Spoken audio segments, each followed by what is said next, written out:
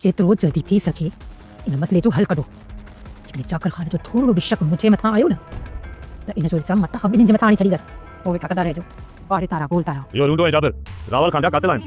ये पंहिंजी जान छॾण लाइ काथे असांखे न फासाइनि। वो भली असांखे फासाइण जी कोशिशि कनि, पर रईस चाकर खान एतिरो जल्दी उन्हनि जे मथां एतबार कॾहिं बि कोन कंदो। बचड़ा, तव्हां इहो पंहिंजे सख़्तु लहजो अकेलाईअ में मुंहिंजे मथां ज़ाहिर करे सघो पिया, पर छा हिन छोकिरीअ न हसीना बेगम, जॾहिं त तूं पंहिंजा सभु रिश्ता मूंखां विञाए चुकी आहे, हुनजे होने मां तोखे अमा करे सघंदो आहियां, पर तूं मुंहिंजी घरवारी खे छोकिरी चई इख़्लाक़ खां किरियल हरकत कई आहे।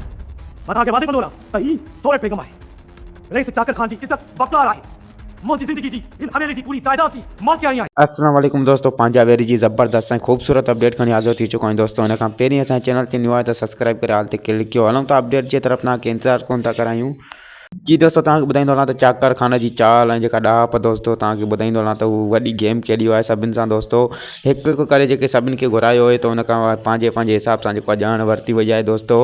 ऐं हू त पंहिंजे पाण जेको सिटरिया जाबिर ऐं संदसि भाउ त असां चाकर खान खे मुतमिन करण लाइ हिकु ई ॻाल्हि कंदासीं अंदरि, पर हुनखे ख़बर न हुई शायदि त चाकर खान जेको आहे त अलॻि अलॻि तरीक़े सां सभिनी खां पुछा करे रहियो आहे। जॾहिं जाबिर अंदरि वियो त चाकर खान जी ॻाल्हियुनि जे बदौलत जेको आहे त हुन रूंडे ते इल्ज़ाम हुयो त गुलनार वारनि खे जेको आहे त रूंडे अगवा कयो आहे। संदसि जॾहिं भाउ कासिम अंदरि वियो त हुनखे चाकर खान बहकाइण जे लाइ चयो त तुंहिंजो भाउ जाबिर खान चयो आहे त गुलनार वारनि खे जेको आहे त सिक्को अगवा कयो आहे। त वाक़ई छा सिक्को अगवा कयो आहे? त कासिम हिते बहकिजी वञे थो ऐं कासिम जी दिलि में अजीब हलचल मचे थी त अदा त मूंखे चयो त तोखे रूंडे जे मथां इल्ज़ाम आयो आहे, मथां हिते ॻाल्हि मटिजी वई हुजे त हू बि जेको आहे त सिक्को जे मथां जेको आहे त उछल ॾेई वियो त वाक़ई जेको आहे त सिक्को थी सघे थो। ऐं सिक्को ते असांखे पक न पर शक आहे ज़रूरु त सिक्को ई अगवा कयो आहे।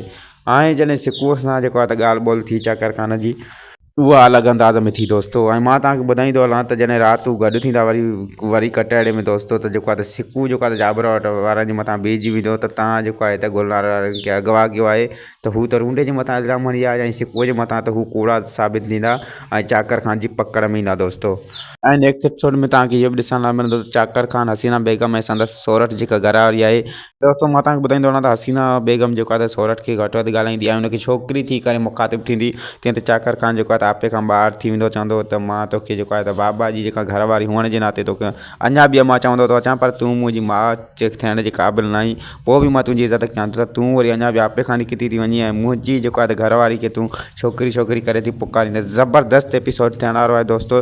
त हीउ नेक्स्ट एपिसोड जेको आहे त ॾिसण न विसारिजो। उमेदु आहे त हीअ वीडियो तव्हांखे पसंदि आई हूंदी। वीडियो पसंदि अचे त लाइक सब्सक्राइब शेयर ज़रूरु कंदा। वरी गॾु थींदासीं तव्हां सां काई न्यू वीडियो जी अपडेट सां गॾु। ख़ुदा हाफ़िज़ दोस्तों, दुआनि में यादि।